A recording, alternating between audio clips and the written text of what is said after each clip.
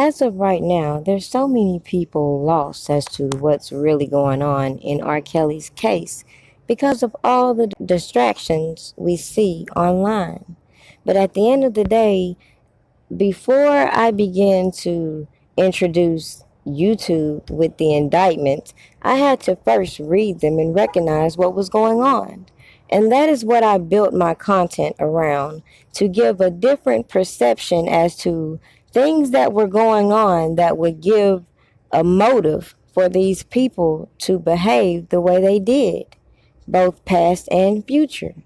So when you look at the way the prosecutors are laying out their case, and then you look at the way these people that so badly want to be associated with R. Kelly and or his associates, it should be clear the type of case we are seeing being manufactured. Because everything in this indictment, which we will go over, we will notice there's so much reasonable doubt. We've done our job in bringing attention to all the injustices that we've seen. So just imagine what has gone on behind closed doors. According to the prosecutors, they have stated that R. Kelly, together with employees and members of his entourage, engaged in a racketeering enterprise that preyed upon women and girls who attended his concerts so that the victims could be available to engage in illegal sexual activity. And you will notice a lot of these people on the internet manipulate simple things like that and basically say that what they were trying to accuse R. Kelly with, basically saying his enterprise was promoting his music. Well, no. Basically, what they're saying is if you're doing something and you're doing it with illegal intent, that would give the government the right to seize whatever you're profiting from it. So this is what's giving them the right to do what they're doing, is because they're saying that he's doing these concerts and his entourage and his employees are helping him recruit women at these events. When I actually think it's the entourage and these people that have been implicated that are doing all this shady stuff behind closed doors. But we'll get into that. So let's start into the indictment, the first page, and we're going to go page by page and break this video all the way down. Stay tuned.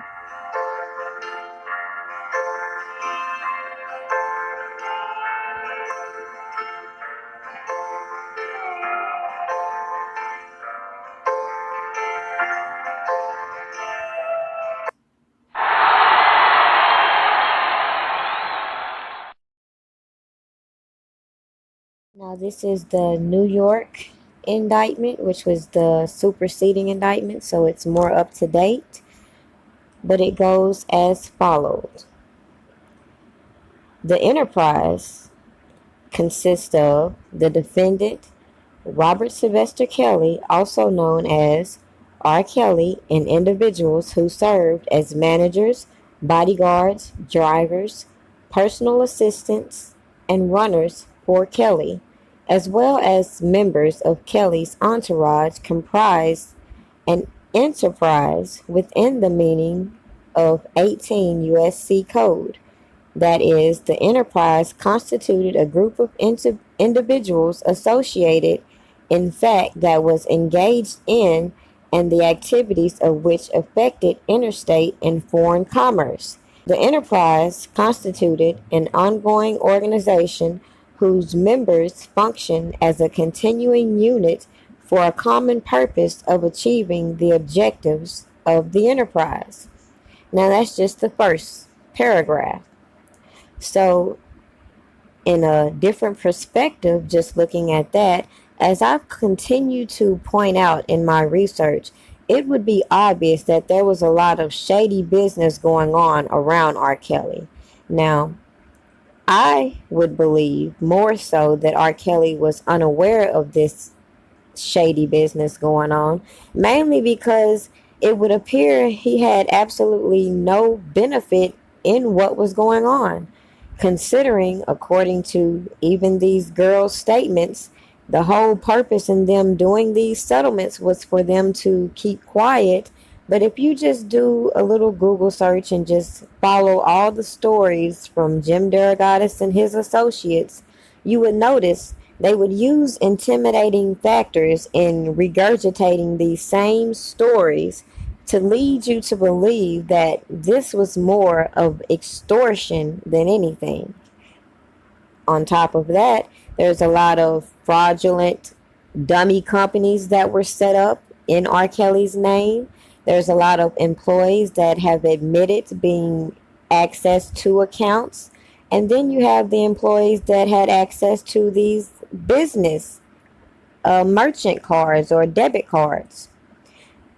In short, there's so much going on in the background that would give you the impression that it is possible that people that were doing shady business and things of that nature, even when it comes to using R. Kelly's name to, I guess, recruit their own girlfriends or live up to their own fantasies, all of this comes back on R. Kelly, which I pointed out in this so-called non-disclosure that they have. Not only does it protect the artist, but it also includes their entourage. So if that person's entourage is out here doing all kind of stuff, misconduct wise, and girls are coming up with allegations and they're going through channels in which they know they can get settlements or payments, that is what I believe we have seen. But let's go on to point 2. According to the government, the purpose of the enterprise were to promote R. Kelly's music and the R. Kelly brand and to recruit women and girls to engage in illegal sexual activity with R. Kelly.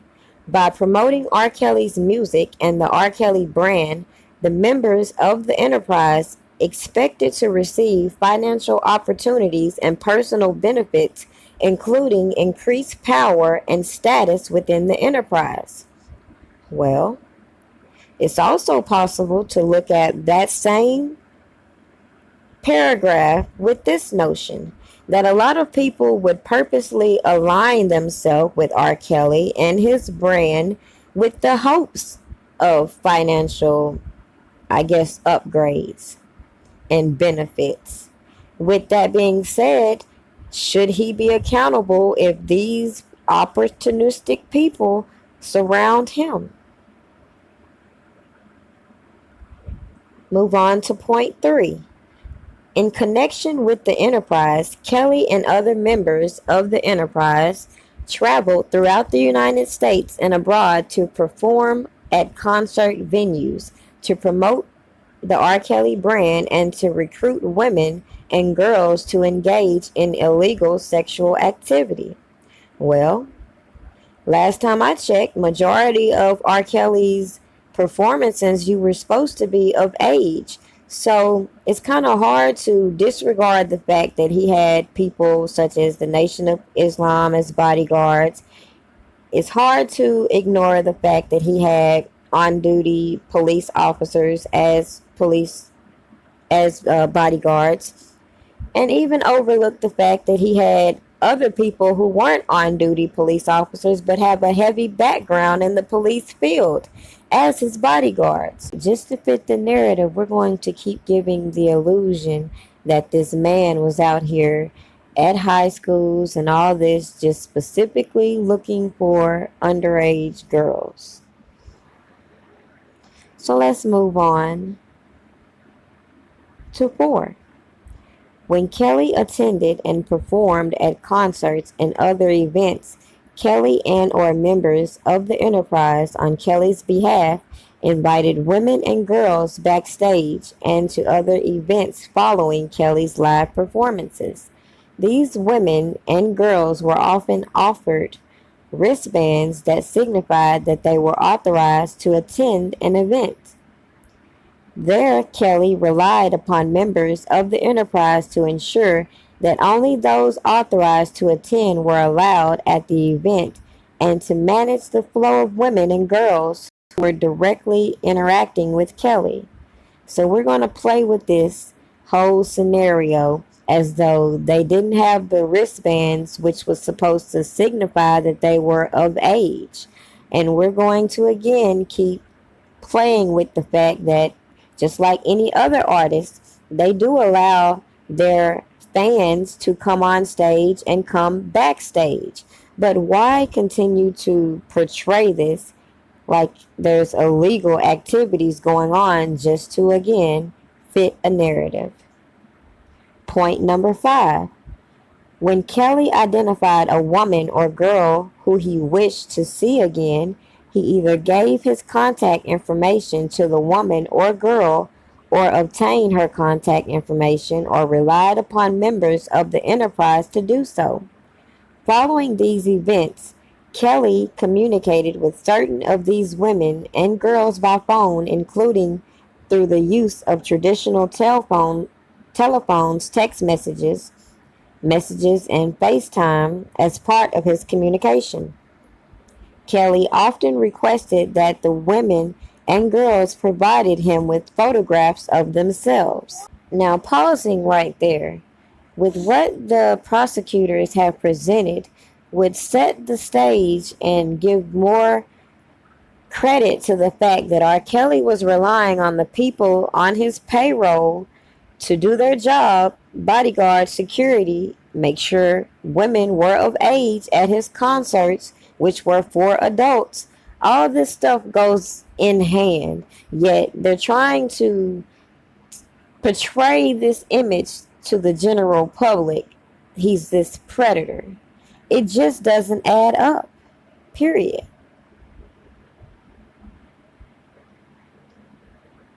At the end of the day,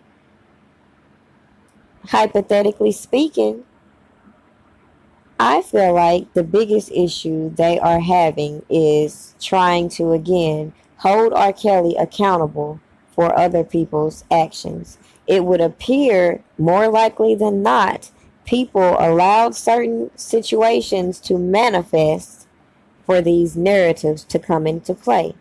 But let's move on to point 6.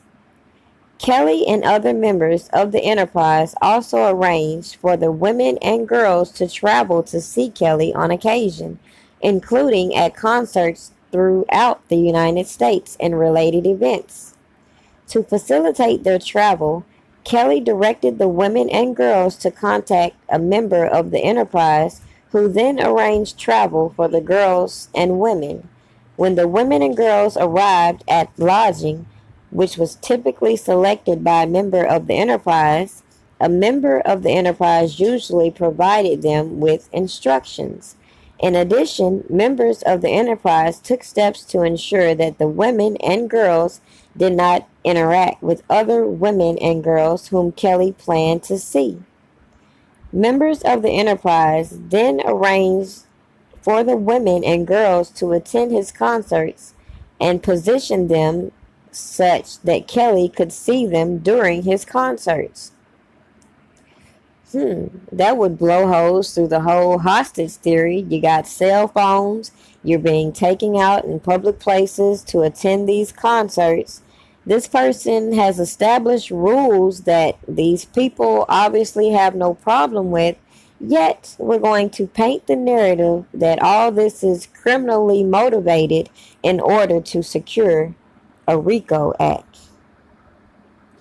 Point 7. Kelly promulgated numerous rules that many of his sexual partners were required to follow, including the following. A. The women and girls were not permitted to leave their rooms without receiving permission from Kelly, including to eat or go to the bathroom. So unlike the narrative in the public, it's not like they were starved as they said. Let's say you're at somebody's house and their rule is ask me before you touch my stuff. Is that abuse? B. The women and girls were required to wear baggy clothing when they were not accompanying Kelly to an event unless otherwise instructed by Kelly. Hello, Nelly, that sounds very abusive. Point C. The women and girls were not permitted to look at other men and instead were told to keep their heads down. Wow, that is so controlling that, hey, wait a minute, they did it. They didn't say they were being physically forced to do none of this stuff. D. The women and girls were required to call Kelly daddy. I know a whole lot of people that call their significant other daddy. It's just a common occurrence in the South, but okay. Point 8. The enterprise operated within the Eastern District of New York and elsewhere, including overseas. And it's interesting it points out that overseas thing, as so many people like to get on public platforms and demonstrate how they're still trying to do business overseas. So right now we're on page 4, and I'm going to conclude this video with the point 9, which is the methods and means of the enterprise, which basically, as I've said previously, they're setting the stage as though this man is performing, touring, doing all this. The people within his camp, whether you want to say employees, entourage, whomever is around him, associated with him, they're facilitating these occurrences in which they're lining up these women, booking their hotels, moving them from city to city for illegal sexual activities, even in the cases of the adults. And that's a little bit strange to me. You got all these girls that they claim were minors moving from place to place, and they're bracking them in with these other consenting women who chose to do the same. And they're trying to create this pattern of behavior. Just keep that in mind. So point 9. Among the means and methods by which Kelly and his associates participated in the conduct of the affairs of the enterprise were the following. A.